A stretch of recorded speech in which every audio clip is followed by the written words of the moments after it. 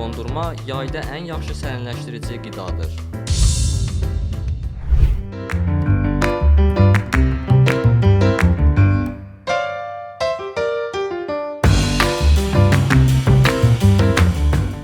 Bu fikir tam olaraq doğru deyil.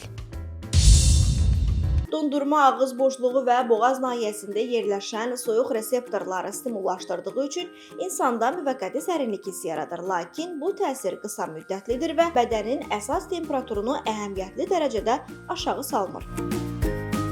Dondurmanın tərkibində olan şəkər, yağ və digər qida maddələri həzm prosesində orqanizm tərəfindən parçalanır və bu zaman müəyyən miqdarda enerji sərf olunur.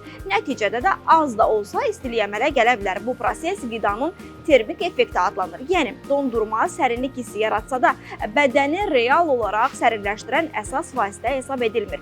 Bu dondurmanın zərərli olması və ya ondan tamamilə imtina olunması anlamına gəlmir. Dondurmanı bədəni sərinləşdirən vasitə kimi deyil, daha çox dad almaq üçün istehlak edilən desert kimi qəbul etmək daha doğrudur. İsti yay günlərində orqanizmin sərin qalmasına və susuzlaşmasının qarşısına alınmasına kömək etmək üçün kifayət qədər su içmək, həmçinin su tərkibi yüksək olan meyvə və tərəvəzlərdən istifadə etmək tövsiyə olunur.